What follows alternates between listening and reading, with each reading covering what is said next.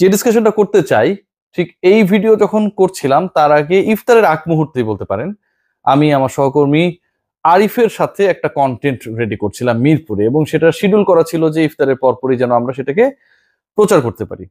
আলোচনার বিষয় যেটা ছিল বিভিন্ন মাধ্যমে জানার পরে, যে সাকিব আল হাসান তিনি যে তার বোলিং অ্যাকশনে তৃতীয়বার পরীক্ষা দিলেন বা মেকানিক্যাল টেস্ট, সেই পরীক্ষায় তিনি উত্তীর্ণ হয়েছেন, এবং এই বয়সেও সাকিব আল হাসান নিজেকে রিলেভেন্ট রাখার জন্য, অ্যাভেলেবেল রাখার জন্য যে চেষ্টা করছেন, সেই ডেডিকেশন নিয়ে কথা। সেই আলোচনাটা যখন শেষ হয় এবং সেই কন্টেন্টটা মোটামুটি যখন প্রকাশও করা হয়, তার ঠিক আগ মুহূর্তে সাকিব আল হাসান তার পেজে, তার অফিসিয়াল ফেসবুক পেজে একটা ভিডিও পোস্ট করেছেন, যেই ভিডিওটা 1 ঘন্টার মধ্যে 1 মিলিয়ন ভিউ হয়েছে। ডেফিনেটলি সাকিব আল হাসান মেগাস্টার, সাকিব আল হাসান যে কোনো কিছু পোস্ট করলে সেটার প্রতি বাংলাদেশের মানুষ হুমড়ি খেয়ে পড়বে, খুবই স্বাভাবিক। সাকিব আল হাসান করেনি তো আমাদের জন্য, খেলেছেন আমাদের জন্য, তার কথাবার্তা আমাদের জন্য, এবং সবশেষ ভিডিও যেটা সেটা ডেফিনেটলি সাকিব ফ্যান্সদের জন্য। তাহলে ভিডিওটা কি? সেই আলোচনাটা যখন করতে যাচ্ছি ঠিক সে সময় আমি অনেক বেশি লজ্জিত, কারণ এই আলোচনা করবার আগে সাকিবকে আকাশে তুলে যে স্টোরিটা আমি করেছিলাম সেটার সাথে তার ঘন্টাখানেক পরের সাকিবের কর্মকাণ্ডের কোনো ধরনের মিল নেই। সাকিব আল হাসান জুয়ার বিজ্ঞাপন করেছেন আবারও, যে বিজ্ঞাপনটা করার কারণে অথবা যেই প্রতিষ্ঠানের সাথে যুক্ত হবার কারণে সাকিব আল হাসানকে নিয়ে তুমুল বিতর্ক ছিল, তুমুল আলোচনা ছিল, দল থেকে তাকে বাদ দিয়ে দেওয়া হবে এরকম একটা বাংলাদেশ ক্রিকেট বোর্ডের স্টান্স ছিল। সাকিব আল হাসান সেখান থেকে ফিরে আসলেন, সাকিব আল হাসান নিজেকে শুদ্ধ বললেন। সাকিব আল হাসান শুরুতে যখন এই ইস্যু নিয়ে আলোচনা হচ্ছিল তিনি অনেকটা বুঝতে পারেন নাই পুরো ইস্যুটা, সেটা ক্লেম করার চেষ্টা করেছেন যে আসলে এটা তিনি বুঝতে পারেন নাই যে তাকে আসলে জুয়ার বিজ্ঞাপন করানো হচ্ছে টাইপের।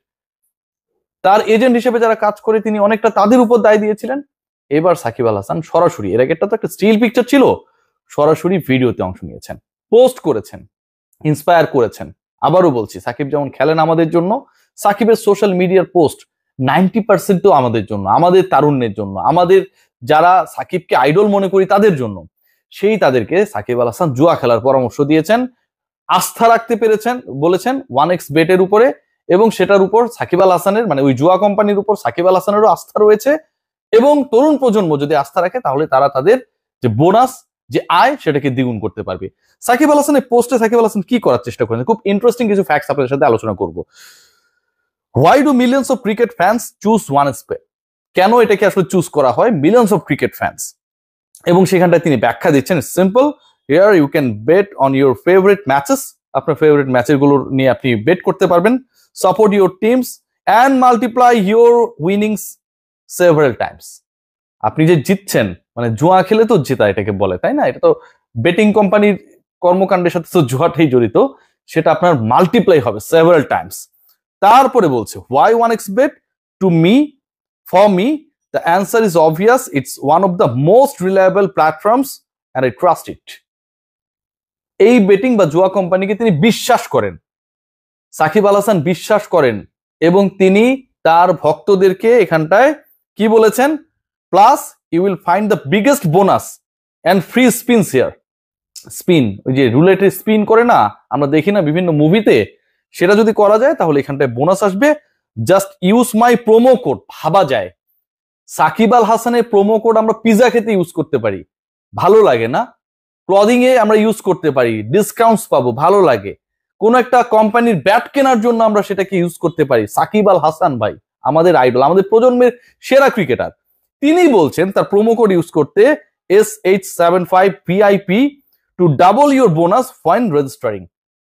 সাকিব আল হাসান তার নামে যে প্রোমো কোডটা রয়েছে সেটাকে ব্যবহার করতে বলছেন, SH75VIP, তাহলে আপনার বোনাসটা ডাবল হয়ে যাবে ওয়াইল রেজিস্টারিং, যখন আপনি নিবন্ধন করবেন।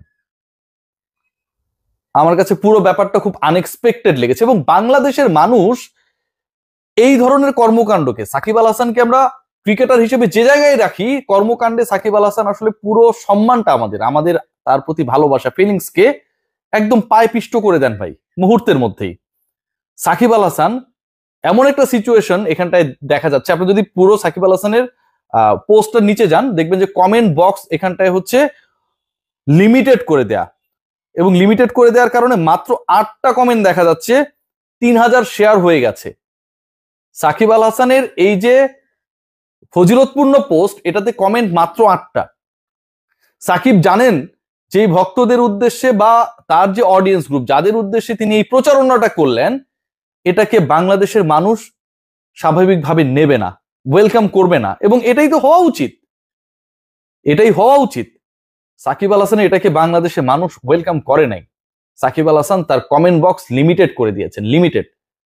একজন এত বড় ক্রিকেটার যখন তার কমেন্ট বক্সকে লিমিটেড করে এরকম একটা বিতর্কিত পোস্ট করেন, বিতর্কিত বলেই তো তিনি